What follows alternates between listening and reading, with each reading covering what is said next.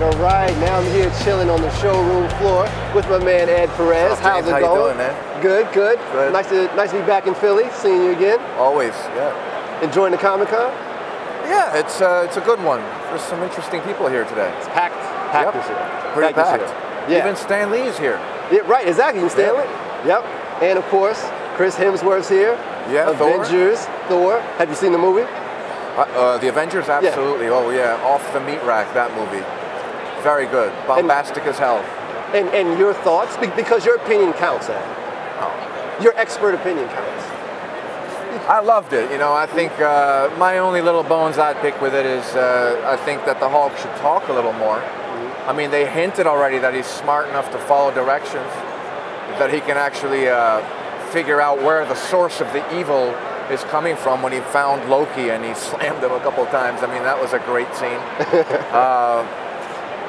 I also think that the consistency with Captain America is a little shaky because, you know, first he's working that heavy bag and it looks like a normal human being. You know, it's a normal sized heavy bag. Why isn't it like swinging like crazy? And then finally, you know, he does a maximal effort overhand punch and it knocks the thing off the chain, rips it, and it goes flying across the room. All right, so I get it. You're telling me he's about that strong, cool.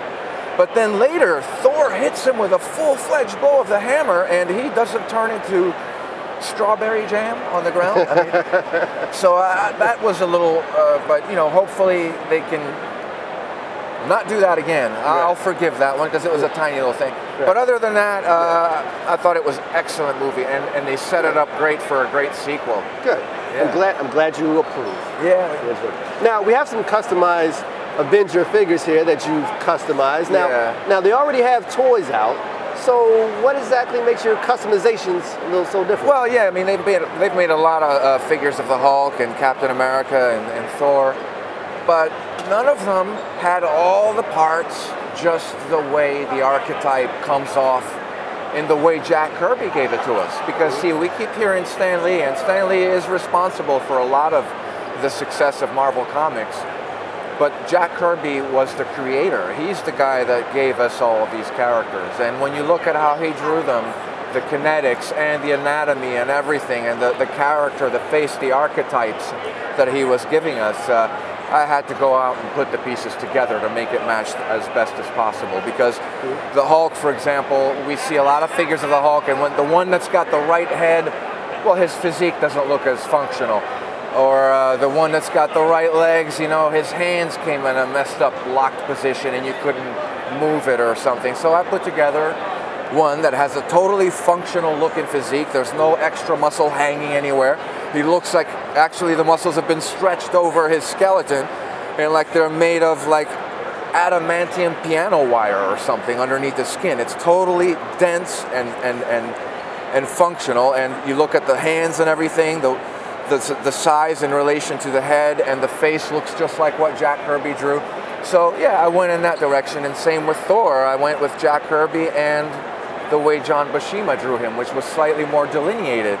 But nevertheless, you know, it looks very much like the classic. And same with Captain America, except this cap looks a little more of a modernized version of what Jack Kirby's would have looked like. But he's got that classic Jack Kirby Captain America good old boy smile, you know, so So did these figures start out as Captain America, Thor, the Hulk, or? In these cases, they did. Okay. What I did was I assembled the parts that most, from different Hulks and from different Thors and from different Captain Americas that would most look like the ideal version, paying tribute to Jack Kirby, that is, if you're going to go that way. Because you could do it any way you want.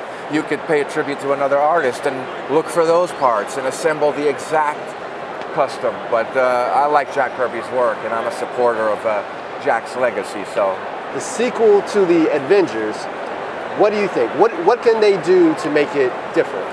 I think that the Avengers sequel, if the franchise remains this popular, which I think it will,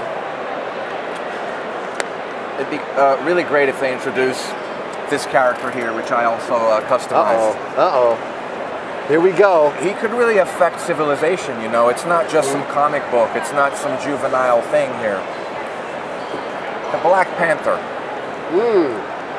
Now, the Black Panther is the king of Wakanda, a country that is cloaked with a mineral sourcing the technology called vibranium. So radar can't see it, we can't see it unless we're allowed in.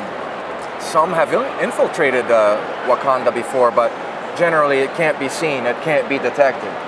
And the reason I think it's so important for the Black Panther to be introduced at some point, if not in the second sequel, then a third sequel, we need to see this guy, because he comes from a nation that, first of all, is a matriarchal society. And a matriarchal society is more responsible in the sense that because they respect the point of view of the woman, and the women bear the children, they are less likely to send their children off to some senseless war. So they're very responsible in that way. And in another way, they also adhere to the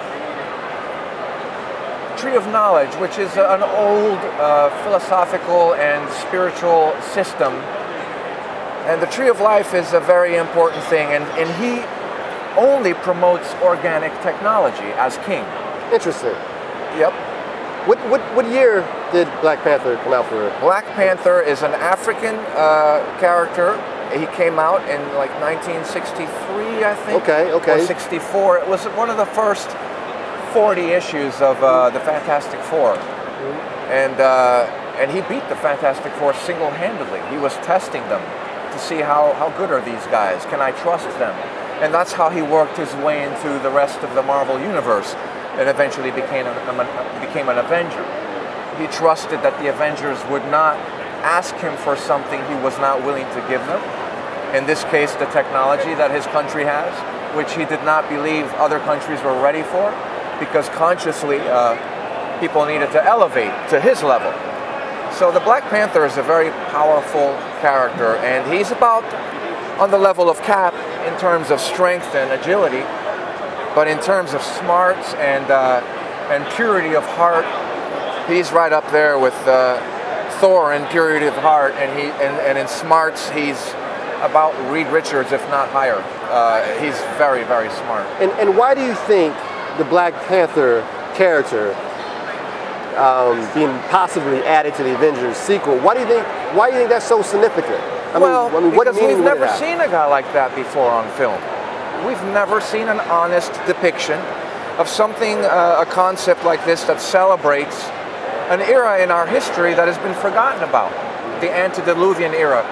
Antediluvian meaning the pre-floods, biblical floods, if you will call them that.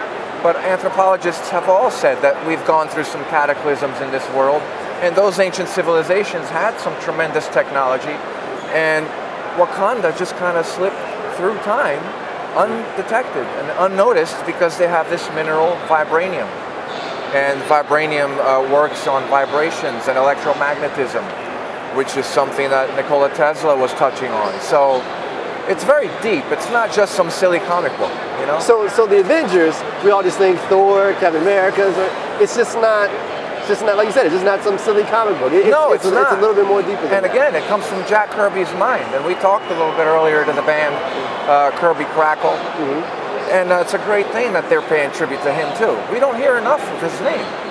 And, you know, I think people need to recognize him as an American icon of art. It's not just some silly comic book thing. Right. You know? That's good. That's good. I see you got some Conan figures here. What's going on here? Yeah, this is Conan and his Queen Zenobia. And again, you know, they made some Conan figures and they just didn't do it for me.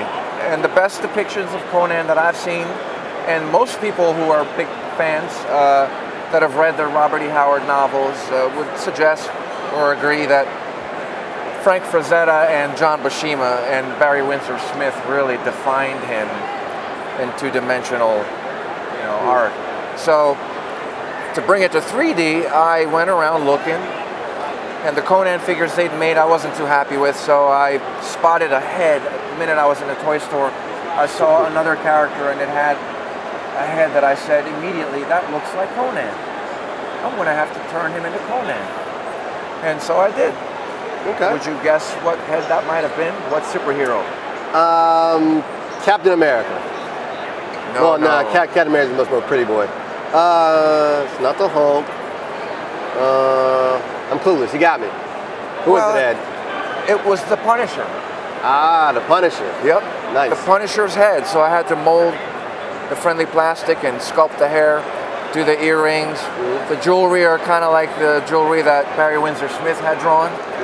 But the face and the expression is kind of a blend of John Buscema and Frank Frazetta's Conan, which if they were going to have somebody play him, and if we could just, you know, play with time, and I would get Charles Bronson in his prime. Okay. Put on about 20 pounds of muscle. Because you want him to look functional, not like a bodybuilder. You want him to be functional. Yeah, Charles Bronson would have given you a heck of a Conan. He would have also given you a heck of a Wolverine.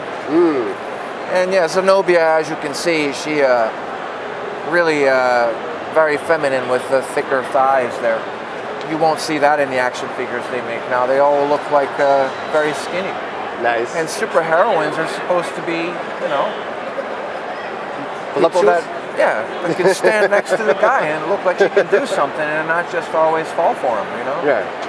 No, she could kick somebody's butt. Yeah, well, definitely. But I mean, like I said, glad you paying attention to detail. That's good. We have to pay attention to details. Especially with the ladies. You gotta in life, we got to keep things simple, but notice the detail. Always notice the detail. Nice. Always kicking the knowledge, Ed. Hey, you know, kicking the knowledge. It's nice to share this kind of stuff because, you know, there's a philosophy by Joseph Campbell, who was a guy that taught George Lucas a lot of things before he went and did the whole Star Wars saga. And Joseph Campbell said something very significant. He said the only story really worth telling in a lifetime is the story of a hero. So then why not celebrate them, right? Better than glorifying other things. I heard that, man. I heard that. And with these times, you definitely need heroes. Right. And heroines too, women. Yeah. Well, cool. Well, I'm going to check back in with you later. It's good spending this time with you, and we'll ask you some questions about who maybe you like to see in the Avengers, maybe. Or another movie, perhaps. A whole nother movie. I've been dying to see one. Ah, good tease, Ed. That's good television tease. Good job. Well, we'll be back. All right.